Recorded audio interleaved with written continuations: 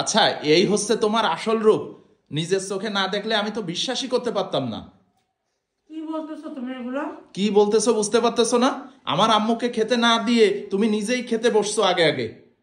মানে তুমি, আমি রাত্রের বেলা যখন অফিস থেকে আসি তুমি দেখাও যে আমার মাকে ছাড়া তুমি খাইতেই বসতে পারো না, আমার মাকে কত সেবা যত্ন করো। আসলে যে তুমি কি করো সেটা আজকে আমি নিজের চোখে দেখেই বুঝতে পারলাম। আচ্ছা, তুমি সবসময় আমার সাথে এরকম ব্যবহার করো কেন? কোনো কিছু না বুঝে শুনে কেন এত কথা বলো? এই জায়গায় তো আমার বোঝার কিছু নেই, তো আমি তো আজকে নিজ চোখেই দেখতে পারলাম। আর সত্যি কথা বলতে কি, পর কখনো আপন হয় না।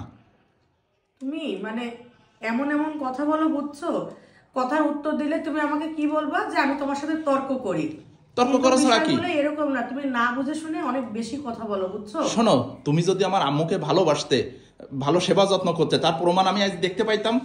তুমি আমার আম্মুকে সাথে না নিয়ে একা একা আচ্ছা, কিভাবে খাইতে বসলা? আম্মা কি কখনো তোমাকে বলছে যে তোর বউ আমাকে ঠিক মতন খেতে দেয় না, ঠিক মতন ওষুধ দেয় না? আমার আম্মাকে যদি তুমি দুই বেলাও না খেতে দাও তাও আম্মা আমাকে কিছু বলবে না। আমার আম্মা হচ্ছে গ্রামের সহজ সরল মানুষ, সে কিছুই বলবে না। সংসারে অশান্তি হবে ভেবে কিছুই বলবে না। তুমি এটা পারলে কি করে? একটা কথা বলি, বলো। তুমি না জেনে বুঝে কথা বলাগুলো প্রথমত বন্ধ করো। আর তোমার এত অবিশ্বাস হলে তুমি আম্মুর কাছে গিয়ে শোনো। আমার শোনা আমার লাগবে বিয়ের না। আজ 11 বছরে এমন কখনো দিন নাই নাই আমরা শাশুড়ি বৌমা একসাথে বসে খাই, আর না হলে আম্মার যদি ক্ষুধা লাগে আম্মাকে আমি আগে খেতে দিয়ে তারপরে নিজে খাই, বুঝছো? আর আজকে আম্মা অনেকদিন ধরে শুটকি খেতে চায়, কিন্তু আমি তো আসলে পারি না অত শুটকি ভর্তা টর্তা করতে। তার জন্য আম্মার জন্য আমি অনলাইন থেকে এই দেখো রেডি শুটকি ভর্তা, চেপা শুটকি ভর্তা অর্ডার করছিলাম।